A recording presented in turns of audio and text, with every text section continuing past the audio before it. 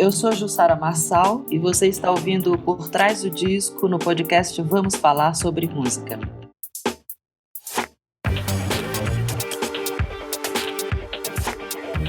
Oi pessoal, eu sou o Kleber Fak. Eu sou o Renan Guerra. E no programa de hoje a gente recebe ela, a gente não tem nem roupa para conversar com ela, que é muito chique. Jussara Marçal, seja muito bem-vinda. Obrigada. Tudo bom com vocês, gente? Tudo ótimo. Ótimo. Depois de cantar sobre a morte em Encarnado de 2014, Jussara Marçal está de volta com um novo trabalho em carreira solo, Delta Estácio Blues. Com produção de Kiko Dinucci, parceiro de banda no Metá Metá, o registro de essência plural transita por entre ritmos, flerta com a música eletrônica e se abre para colaborações com Tulipa Ruiz, Siba, Fernando Catatal, Rodrigo Ogi e outros nomes importantes da música brasileira. Jussara, no Encarnado, você se cercou de colaboradores incríveis para montar o repertório que você desenvolveu dentro do disco e você amarra muitas dessas canções com base na temática, que é essa temática da morte. Com o disco novo, eu queria entender o que aproxima essas canções que também são bem diversas, com colaboradores também diversos. O que é a história por trás desse álbum novo, o conceito que você busca desenvolver com ele? Olha, Kleber, eu acho que falando tanto do Encarnado como do Delta Estácio Blues, eu acho que primeiro o modo como eu trabalho é sempre muito coletivo, né? É sempre a partir de encontros, parceiros, parceiras, pessoas que eu vou encontrando, né, na vida, assim, na vida de música. E Encarnado foi isso. Eu estava muito próxima ali do pessoal do Passo Torto e me inspirou muito, me deu vontade de fazer um disco em que a sonoridade básica fosse aquela das guitarras do Kiko Dinucci e do Rodrigo Campos, né?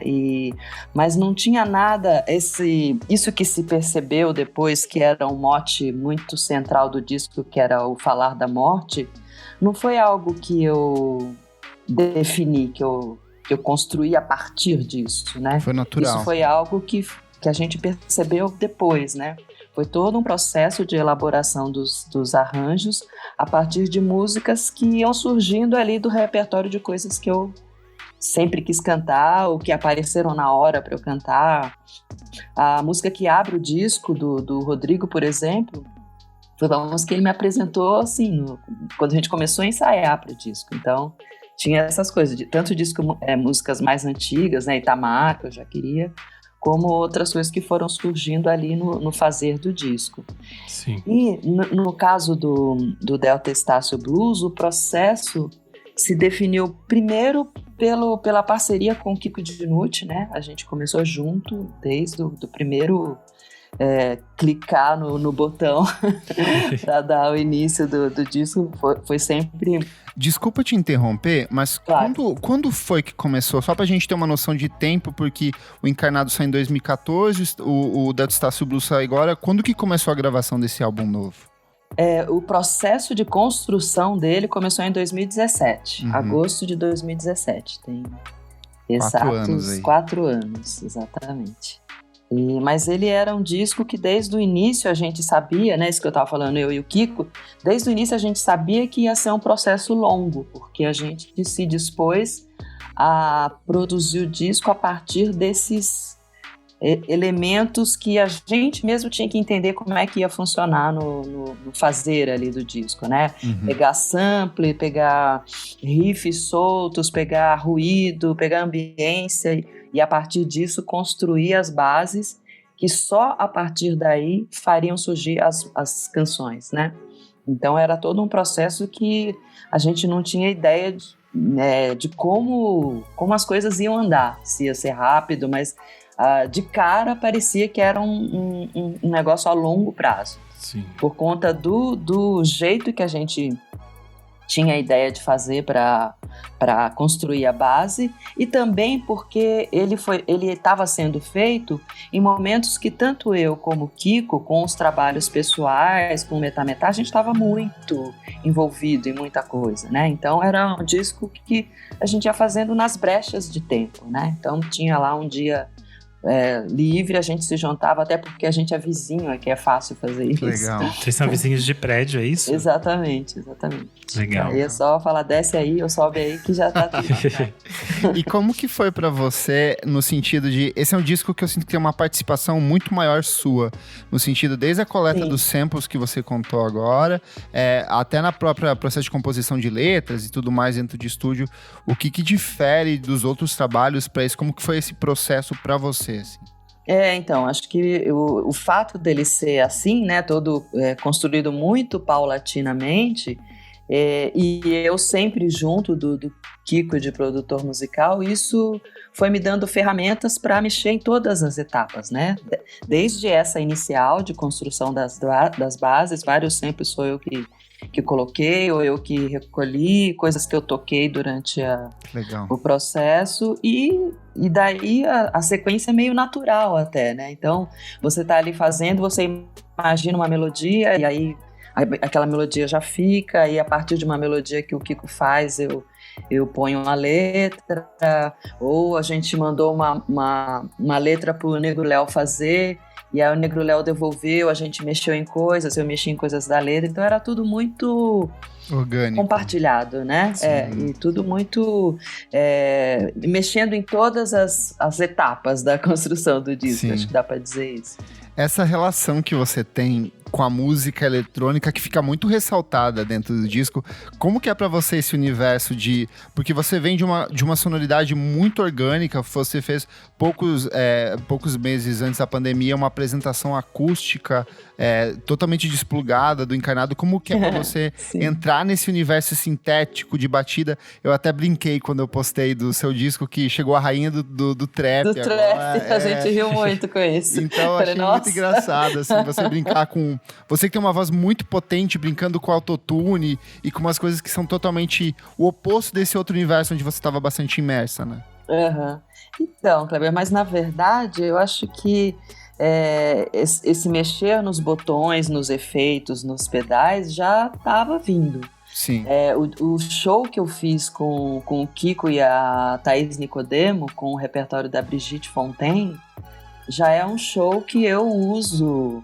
Eu uso sintetizadores, já uso esse pedal que eu usei muito nesse disco, que é o Voice Touch, que ele é um pedal digital para voz que dá assim, um universo gigante de possibilidades. Até tem a brincadeira com o oitavador, que tá gerando muita...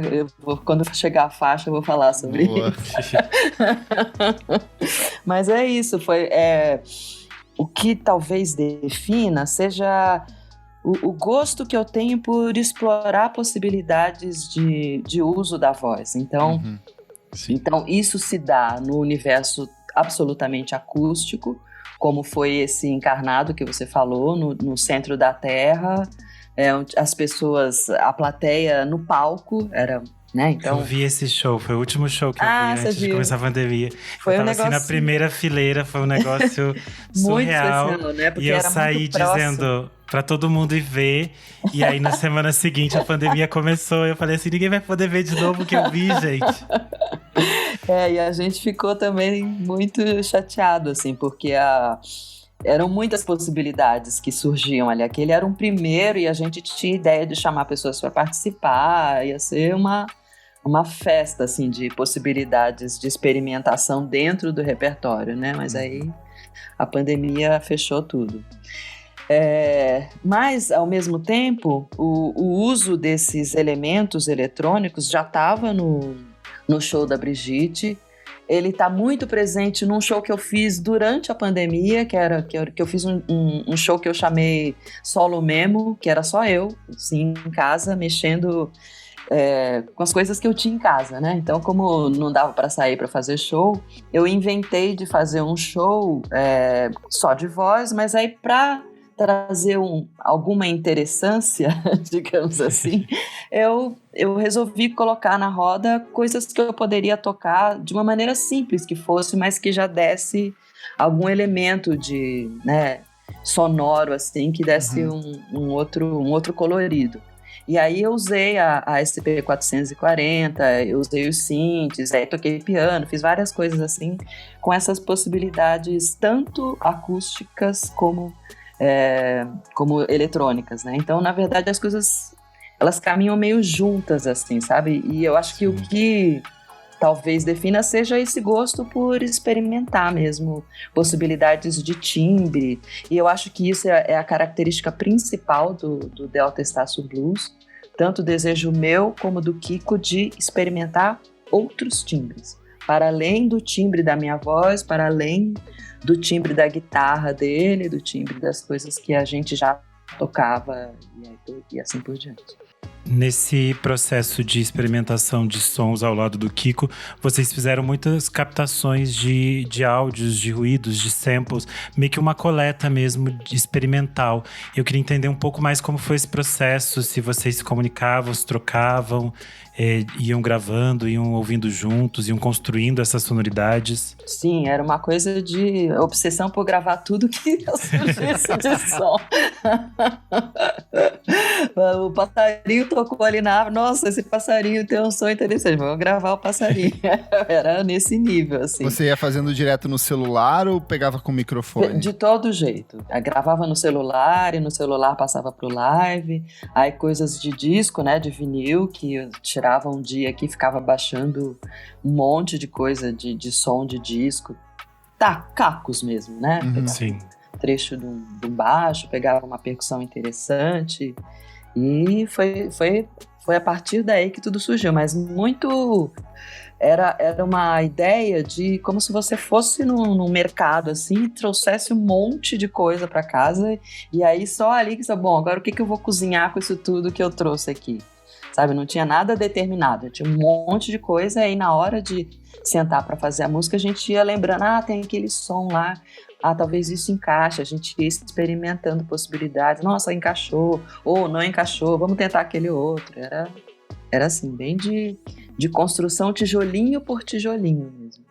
Do momento que você falou que foi tudo muito orgânico, mas do momento que vocês entraram em estúdio pela primeira vez, ou você se comunicou com o Kiko pela primeira vez para produzir esse disco, para o resultado final, você acha que mudou muito ou preserva um pouco dessa essência original? Eu acho que preserva, eu acho que o que mudou foi a nossa desenvoltura na construção dessas bases. Assim, tem algumas que já entraram, das primeiras coisas que a gente fez e se mantiveram até o disco. Outras que a gente ouve agora e fala, nossa, não tinha nada a ver aquilo ali. Né? De começar, de não ter ainda os encaixes assim azeitados, sabe? À medida que você vai fazendo, você vai entendendo até assim, do Kiko entender melhor como as possibilidades dentro do live e até coisas da gente entender como a base flui melhor a partir de que estruturas básicas isso funciona de um jeito mais envolvente, torna a coisa mais dinâmica, assim, né? Foi muito de aprender mesmo a fazer. Eu acho que o que definiu muito, assim, foi isso de ir construindo muitas, né, e depurando a partir daquilo que estava sendo construído. Então, várias que começaram de um jeito, de repente a gente tirava uma parte dela e a gente percebia que aquilo fazia ela funcionar melhor. E mesmo a do Léo mesmo foi uma que a gente fez com uma terceira parte, que depois a gente percebeu que essa terceira parte não precisava, coisa de realmente ir ouvindo e percebendo o que vibrava mais, né? O que dava mais consistência, assim, para a historinha que estava sendo contada ali com aquela canção. Vamos pro faixa-faixa, então? Bora! Começar aqui com o Vide Relance Coroa, uma composição de Siba, e aqui já traz um aspecto que eu acho muito curioso dentro do seu álbum inteiro, é o quanto você consegue preservar a sua identidade, a sua voz, a identidade de Jussara Marçal, mas eu consigo muito visualizar o Siba cantando essa música, assim. Queria que você falasse sobre essa música que abre o disco e que já joga a gente pra dentro dele de um jeito fenomenal, com o sintetizador é o Cadu Tenório tocando o sintetizador na abertura. Então, por favor, fique à vontade pra falar desse espetáculo de música. Ela é um espetáculo mesmo, né? É muito linda. O Siba... ela é ao contrário, né? É uma música que já veio pronta, a canção já veio pronta, ele mandou ela pra gente e a gente pensou no arranjo depois, ao contrário das outras, que a base é que fez surgir a canção. Aí não, aí foi o oposto. E logo que ele mandou, até pelo premente da hora, porque ele mandou em cima da hora de eu gravar, é bom que se diga isso. Aí... eu tive imediatamente a ideia de chamar o Cadu, porque era uma coisa que daria um colorido diferente para a canção. Eu queria muito juntar o Cadu e o Siba, porque o Siba já tinha falado muitas vezes para mim que adorava o trabalho do Cadu, então achei que era uma oportunidade muito legal. E essa possibilidade de trazer uma outra roupa ali para aquele maracatu que ele tinha trazido pra gente, né?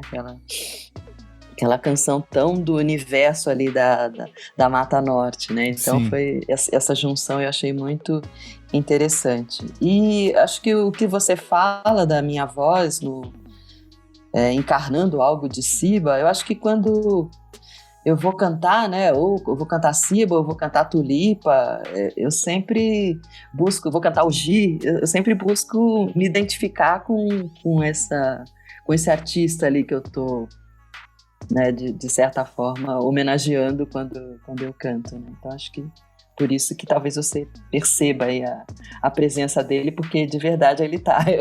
Perfeito, encarnou. Maravilha.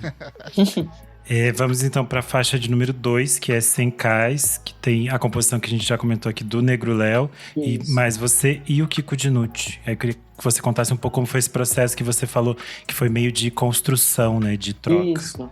Então essa base, por exemplo, foi uma que já rolou desde o início, assim.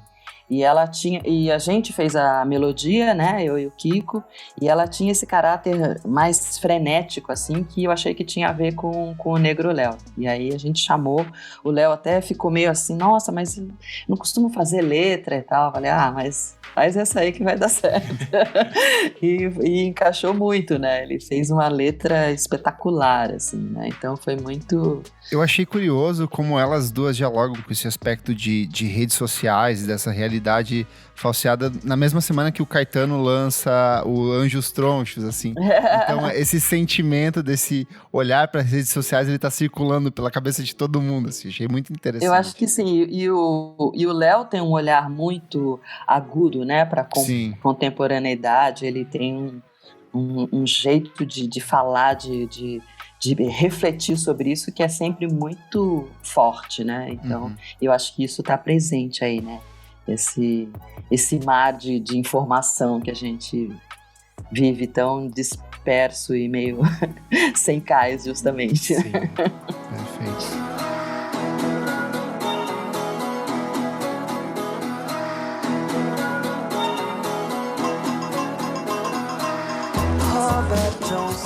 Jussara, Delta Estácio Blues, composição do Rodrigo Campos. Ele postou um texto muito bonito, contextualizando um pouco. Vou pedir para as pessoas que visitem o Instagram da Jussara, onde ela postou hoje isso. Mas se você puder contar um pouco dessa história, por que você escolheu essa música para representar o disco de maneira geral? Como foi seu envolvimento com ela? Então, quando o Rodrigo mandou a canção, né, a partir da base que a gente tinha feito, eu achei muito genial, né, essa junção, esse encontro fantástico entre o Robert Johnson e os malandros do Estácio, né. Mas de cara não foi uma coisa que eu pensei que seria o nome do disco. Demorou, na verdade. Foi muito, assim, muito próximo aí do lançamento que eu cheguei a a conclusão que essa era a música que mais sintetizava, assim, esse era o nome que mais sintetizava o disco como um todo, né? E eu acho que é por conta disso, desse cruzamento que ele propõe, né? De uma música lá dos Estados Unidos, que é uma coisa que está muito presente nas coisas que a gente faz aqui, e com, né, Ismael, Baiaco, esse povo do Estácio, que também eram os caras que estavam inventando um jeito de fazer música aqui, né? Então acho que esses dois rios de invenção, acho que dão assim muito a medida do que a gente estava buscando assim quando a gente fez o nosso disco, né? Então eu acho que por isso que eu senti que sintetizava, que daria não só nome para a música, mas para o disco inteiro por conta desses afluentes fortes, assim, que... O Rodrigo fala, ele cita a palavra provocação, que ele falou que, assim, quando te apresentou, que você gostou dessa provocação, e eu sinto que esse sentimento desse provocar, esse tensionar, esse até onde vai, tanto da sua voz quanto da poesia, ela acaba se repetindo em outros momentos ao longo do disco também, né? Legal. Eu acho que tem sempre um desejo de instiga, né? De instigar, assim, né? Acho que essa é uma proposta que me agrada, assim. E quando eu ouço alguém que vai nesse caminho, isso me chama atenção, me encanta, né? Então eu curto. E o Rodrigo, nossa senhora, ele faz isso de uma maneira muito exemplar, assim, sou muito fã. Incrível. Maravilha. A gente chega à música de número 4, que é Ladra, uma composição da Tulipa Ruiz. E eu queria entender um pouco mais como é essa sua amizade, essa sua troca de trabalho com a Tulipa e qual é a relação entre vocês.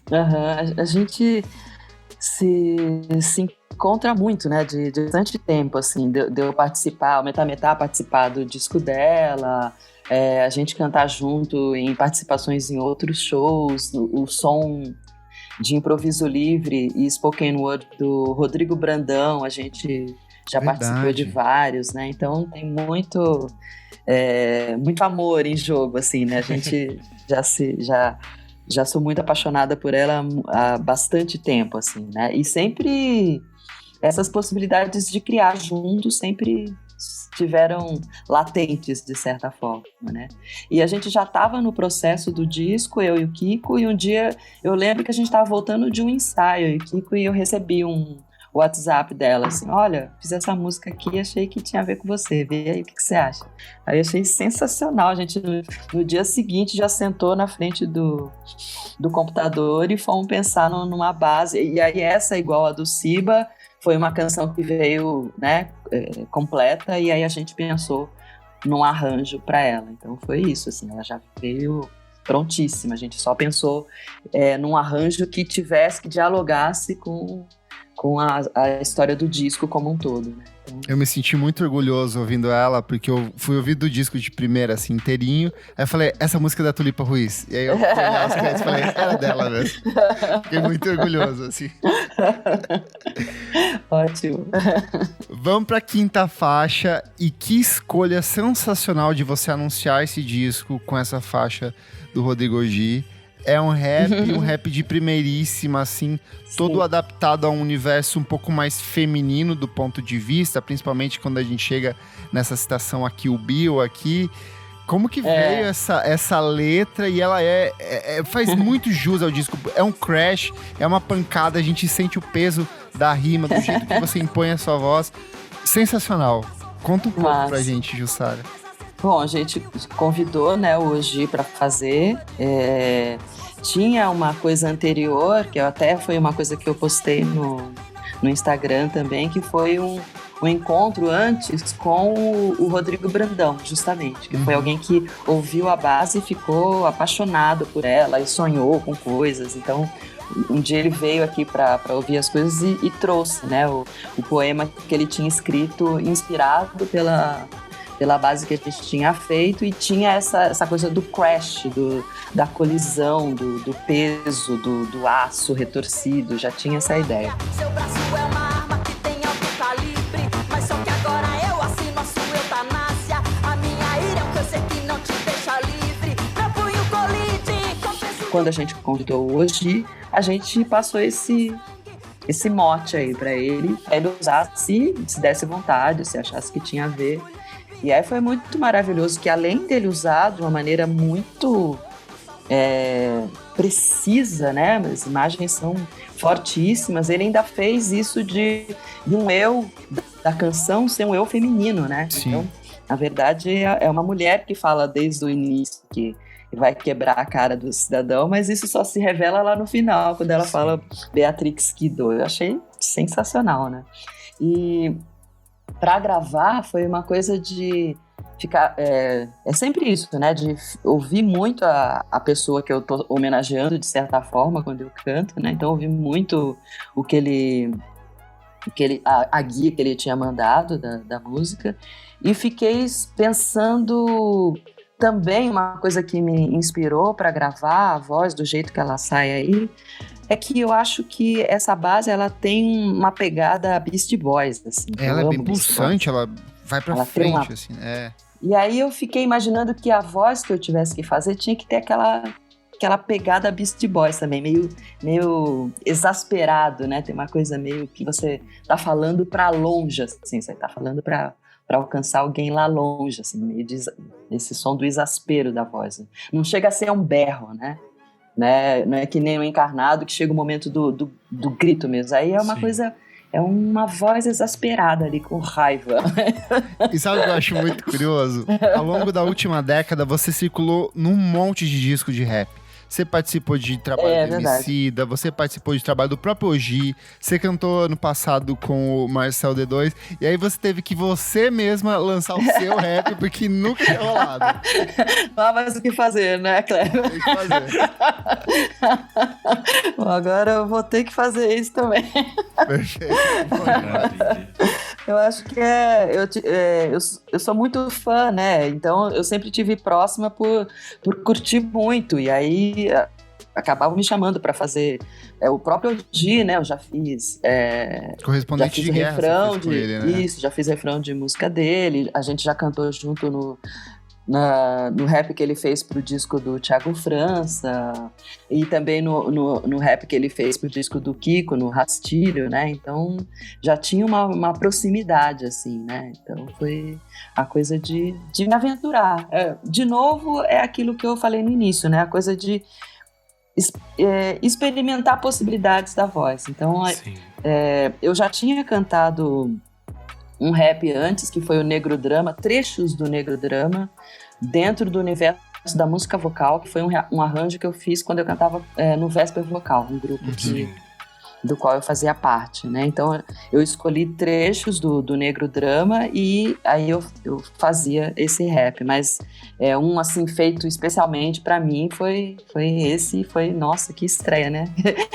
Ô sorte. O hip hop brasileiro que se cuide a partir de agora. Vem aí a rainha do trap. Não. A gente chega então à faixa de número 6, que é Baleia, que é uma composição sua do Kiko, junto com a Maria Beraldo. Exato. E eu queria entender como foi também esse construir conjunto. Essa é uma base que é uma das primeiras também que a gente fez, e eu amo essa base, essa coisa, esse grave gigante que abre, né, uma coisa meio épica, assim, você sente entrando num portal ou entrando num mar, né, que foi por onde a Maria Beraldo trouxe, né, a poesia da letra. Foi muito especial para mim a base, e logo que eu vi, eu pensei na Mia, justamente. Vou falar Mia, tá, gente? Que fica à vontade, já participou aqui do podcast também, Maria Beraldo, incrível. E eu lembro de ouvir muito o disco Kavala, eu fiquei apaixonada pelo Kavala, a gente ouvia pra caramba, assim, ouvia de saber a ordem das músicas. E aí, assim, né, além de instrumentista, compositora, canta lindamente, então já tinha participado de coisas do Quarta B também, né? Então convidei para ela fazer. E foi uma música que demorou para ficar pronta, assim, de idas e vindas mesmo, dela fazer a gente fez a melodia, mandou para ela, Aí ela fez a letra em cima da melodia. Quando voltou e eu comecei a cantar, eu percebi que tinha um problema na minha melodia. Eu achei que não estava funcionando a melodia. E aí devolvi para ela, propondo se ela de repente não queria fazer a melodia também, de usar o que já havia de letra ou não, de ir para outro caminho. E aí ela fez essa outra melodia com letra, numa estrutura. Eu cheguei a gravar, e aí depois de gravada eu ainda achei que não era aquilo. Olha só quantas voltas deu a música, né?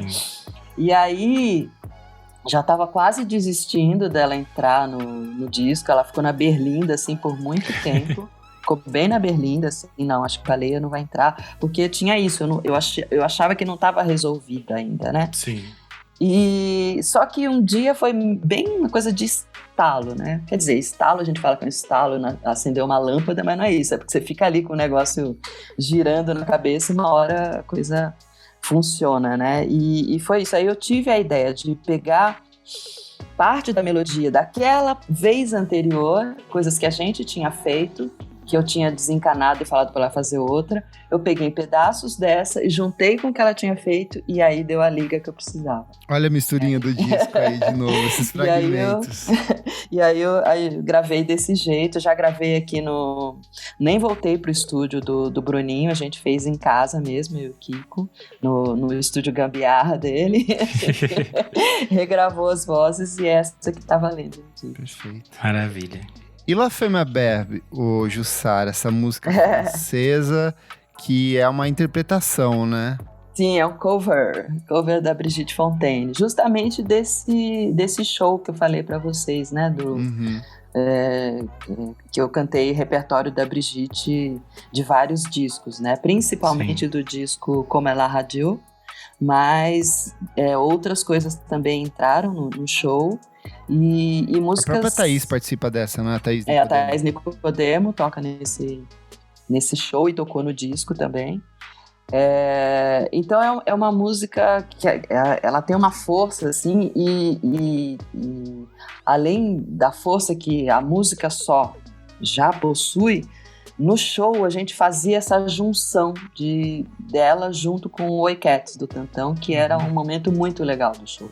Então a gente resolveu trazer essa duplinha pro disco, porque aquilo que eu falei, né? A gente já estava nesse universo do eletrônico, nesse momento Sim. de fazer. Esse show a gente estreou em 2018. Então eu já estava nesse universo, então era um jeito de trazer isso que já estava ali sendo azeitado, né, desde antes pro disco que de certa forma reunia, né, toda essa inquietude em torno dessa sonoridade, assim. Então, como a rádio representa um pouco esse momento, e também o momento que eu estava ali em 2018 de experimentar possibilidades de canto que eu não tinha feito ainda. Então, eu escolhi fazer esse show por conta da sonoridade do Como Ela Radiou, principalmente, que é um disco incrível do ponto de vista da canção, assim, o que ela faz com a canção ali junto com a Art Ensemble Chicago é sensacional. E a coisa de eu poder cantar em francês, que é uma outra experiência, né? Você cantar, né? Experimentar cantar em outra língua, tal. Tinha toda essa onda aí que acabou vindo pro disco. E aí, ela é rapper, ela é francesa, ela é Jussara Marçal, viu? Sem limites esse disco. E você falou dessa sequência, né? Que aí no disco também vai se repetir, que é o Oi Cat com o Tantão e os Fitas. E eu queria entender, porque essa é tipo uma canção diferente no meio. Ela chega e meio que assusta inicialmente. Assim, que caminho nós vamos seguir a partir daqui, né? Isso é muito interessante. O final é uma fritação, né? Eu amo, mas na primeira vez que você ouve, quando você tá ouvindo, você toma um susto. Daí você fica, ok, pra onde a gente vai depois daqui? Eu queria entender como foi também essa troca com eles. Bom, quando essa música saiu, eu também fiquei muito fissurada no disco do Tantão, eu via direto, assim. E aí tive a vontade de cantar alguma desse disco, e essa Oi Cat era muito maravilhosa, né? esse dado de um ser atormentado e ao mesmo tempo tem uma acidez, tem um humor, né? Tem tudo nessa canção, assim. Então eu queria trazer esse aspecto, assim, para a interpretação. E aí, justamente por isso, a brincadeira com o pedal, né? De brincar, de ser tantão, de experimentar numa outra região, e aí quando você põe o pedal, você experimenta outras possibilidades, né? Então tinha essa brincadeira. A primeira vez que eu ouvi, eu achei que era ele mesmo cantando. Então, mas o engraçado é que as pessoas estão achando que é a Jupe do bairro. Eu tô achando sensacional. Verdade. Muita gente ia falar, nossa, verdade. Jupe. Não, gente, não é a Jupe, sou eu como pedal. E aí agora a gente já tá... exatamente, já estamos arquitetando dá pra fazer de fazer um single esse com feat. Várias pessoas cantando Oi Cat em outras versões. Já intimei a Jupe de participar de algum show pra ela... né, vir a voz dela finalmente, já que tanta gente tá ouvindo aí pra trazer de verdade a voz dela. Ô, Jussara, eu sou profundamente apaixonado pela obra do Fernando Catatal, e quando saiu o anúncio de que ele estaria no seu disco, essa foi a música que eu mais criei expectativa. E eu fiquei muito surpreso porque ela é uma música difícil, ela tem um desdobramento muito diferente daquilo que eu tava esperando, mas ela é muito surpreendente dentro desse universo do que ela propõe, dessas vozes fragmentadas, desses efeitos. Como que foi trabalhar com o Catatal, que é um cara que vem de uma pegada mais psicodélica, brega, anos 70, dentro desse universo totalmente torto do Delta Estácio Blues? Nossa, ele embarcou de um jeito maravilhoso no convite, assim. A gente ficou muito feliz. E olha, você achou ela meio difícil, você não sabe como ela era antes. Era muito diferente. Era muito diferente, muito mais cabeçuda. Ela era um maracatu em 5, era um negócio bem louco, assim.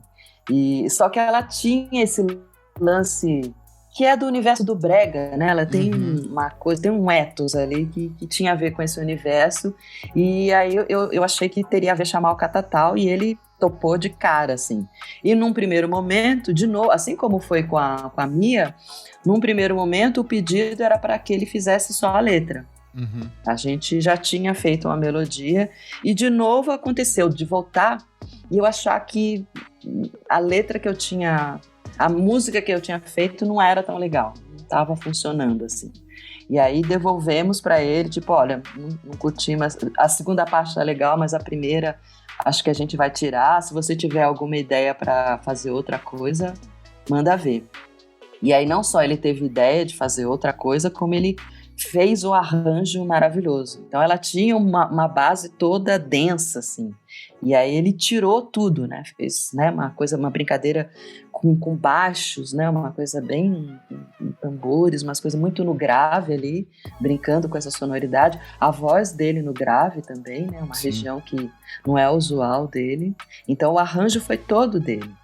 A segunda parte da melodia é nossa, a letra dele, a primeira parte da melodia é dele, então é uma mistura total. E aí a gente editou, mandou pro Godoy, e foi o Godoy que sugeriu o uso do autotune. E a gente achou sensacional, porque conversava total com a linguagem, assim, que me lembrou um pouco o que o Giovanni Cidreira fez no último disco dele, que também tem essa coisa de brincar com o autotune, com esses efeitos. Eu achei sensacional. Encaixa com a linguagem, né? A melodia, o jeito que ela é pensada ali tem a ver com esse universo. Aí, e casou muito, assim. Perfeito. Sensacional. Maravilha. A gente tá assim caminhando quase pra reta final já do disco, e aí a gente chega em Corpus Christi, que é uma composição sua do Kiko ao lado do Douglas Germano. Isso. Eu queria entender um pouco como vocês definiram o que entra em cada parte do disco, como vocês montam ele, porque as canções já são esse quebra-cabeça, e eu queria também entender como você pensa, essa aqui vai mais pro final, essa vem mais pro começo. Nossa, eu ouvi complicado. 500 mil vezes. Eu tinha uma página privada no SoundCloud, que eu subia as faixas todas e ficava mudando de lugar, assim. Então essa vai pra primeira, essa vai pra última. Uma perguntinha extra, Jussara, quantas Diga. faixas você tinha? Porque a gente sabe que normalmente fecham mais faixas, depois você finaliza num bloco específico. Você tem uma noção de quantas você tinha finalizado? Olha, bases, a gente chegou a quase 30, acho que tinha umas 26 bases. Mas músicas fechadas, a gente tem essas 11 mais 4 que a gente vai lançar depois. Vem o EP aí, gente. Tem o EP, exatamente. Com essas 4 que não entraram nessa historinha desse primeiro momento do disco. Então, Corpus Christi foi uma que... ela também ficou na berlinda por um bom tempo, assim. Colocava no começo, achava que não conversava bem com as músicas do começo, aí punha por último também, até que a gente achou esse lugar dela logo depois ali da viagem do Catatal. A gente achou que tinha a ver ali, de entrar, até por tema e por sonoridade, né? Ela tem aquele começo dela com aquela bateria assim, mais jazzística, a gente achou que tinha a ver. E essa foi uma que a gente fez a melodia inteira, eu e Kiko, e aí mandamos pro Douglas fazer a letra. Então a letra é toda dele. A gente tinha até essa ideia aí de ser uma praia do litoral sul de São Paulo, assim, uma bossa nova que fala da praia do litoral sul de São Paulo. Ela é bem visual, né? Ela é bem descritiva, assim, né? Sim, ele já morou, né, no litoral sul, o Douglas Germano. Então ele tinha desenvoltura absoluta ali dos bairros todos, onde rola, né, quando desce o povo inteiro aqui de São Paulo lá pro litoral, ele tem a manha, né, de que acontece, dos movimentos que rolam. Então é bem essa a descrição desse movimento, né, do paulistano indo passar o feriado, né, na praia do litoral sul, assim, engarrafamento, um monte de gente, aquela coisa, né? Bem diferente do Leblon Sim. E para fechamento do disco, vocês trazem essa faixa que é mega contemplativa, sem letra, ela é totalmente instrumental e fragmentada. E aí eu vi o Embé, eu pensei, putz, ela trouxe o Embé para colaborar com ela e não foi. Como é que é essa música? Por que você escolheu ela como encerramento? E a produção dela também, como que foi? Que louco você falar fragmentada, porque eu não sinto ela fragmentada não, sabe? Eu acho ela tão fluida, um momento assim mais lírico, talvez. E logo que a gente fez, a gente tinha a ideia de que ela tinha cara de fechamento, assim. Eu sinto que ela vai pensando elementos do disco e colocando minimamente dentro ali, sabe? Então talvez por isso que me vem essa sensação de pequenas quebras, assim. Entendi. Porque são várias percussõezinhas, né, que formam a base, aquele som daquela voz masculina que dá um gritinho, assim, que a gente adorava aquilo, e acabou entrando, aquele que é muito legal. E tem aquela guitarrinha tipo bombino que fica meio de base, assim, por toda a faixa, né, e aí a gente chamou... Assim, o Kiko fez a melodia e eu fiz a letra adaptada de um oriqui, né? Então, por isso o Mbé é ser, é existir, né? Então, fala da Mãe Senhora, que é Oxum, que ela existe. A mãe existe, ela dança e a gente louva a sua dança. Um pouco nesse universo que fala a letra, né? Em Yorubá. E aí, Yorubá... né, as percussõezinhas africanas, aí obviamente vamos chamar o Thiago para tocar, que vai ter tudo, vai dar a liga absoluta. Fechou, né? Um metá-metá aí, improvisado. Fechou um metá-metá para fechar o disco, assim. Foi um pouco essa ideia, assim, de fechar com essa louvação, digamos assim. Ô, Jussara, toda vez que a gente recebe um convidado aqui, a gente pede para eles escolherem uma faixa. Pode ser a que eles gostaram mais, a que representa o disco, a que mais te impactou, a que você mais tem orgulho desse material que você entrega pra gente, que é sensacional. Uma só. Ave Maria, que difícil, hein? Sofia. Ave, não consigo, gente. Uma que represente o disco, que apresente, assim, você fala, olha, se for ouvir o disco, ouve essa aqui que eu acho que sintetiza muito do que eu quero passar pra vocês. Acho que todas fazem isso. Pode ser a primeira. Já que a pessoa ouve a primeira e ela vai querer ouvir o resto. Perfeito.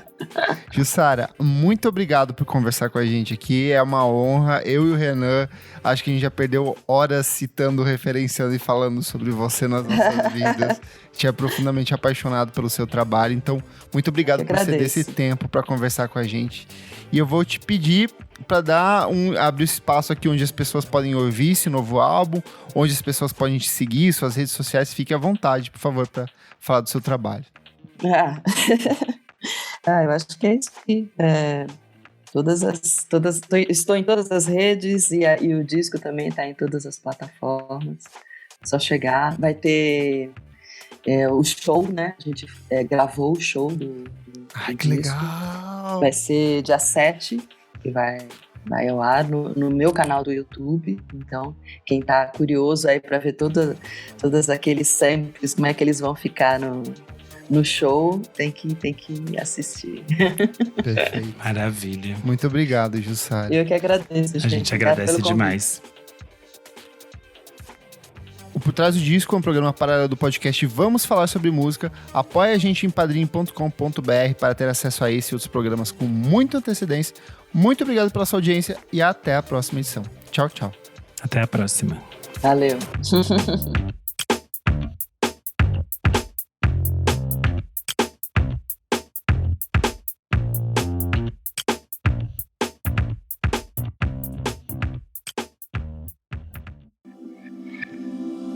Esse podcast foi editado por Nick Silva.